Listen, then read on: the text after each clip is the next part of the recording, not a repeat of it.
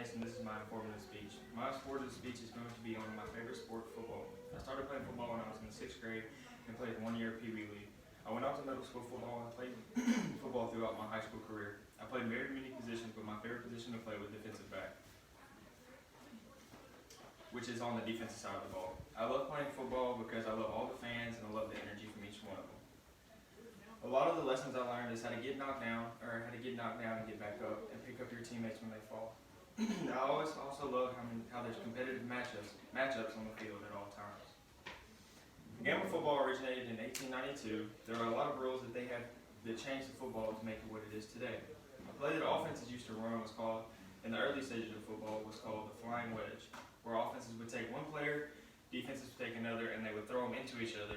This play was banned due to concussions. College football was originated before NFL was. It came before 4 schools, Harvard, Yale, Rutgers, and Princeton, who came together to form what is now known as the NCAA, the National Collegiate Athletic Association. On November 6, 1869, University of Rutgers played the University of Princeton and faced off in the first collegiate game ever played. Walter Camp was considered by most to be one of the most influential people to make the development of American football.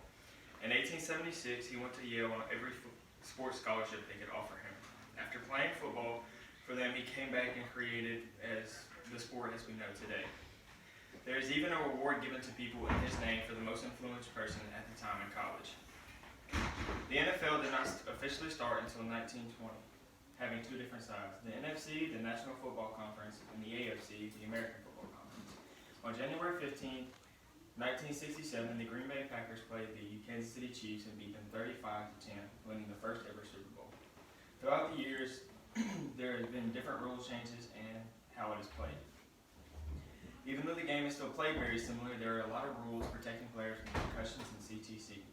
Many players have received CTE now, but didn't know it back then because they couldn't find out until they were dead, because a person cannot be exempted for that as long as they're alive. Doctors are coming up with new ways to protect players and with better suits and helmets. Many people who played in the old days are now having memory loss and dying due to concussions served in the NFL. The NFL has tried to take out as many head-on collisions as possible.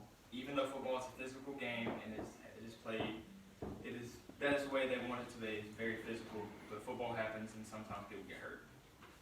But it is also important to not forget about the people that came before us to give us this beautiful game we call football.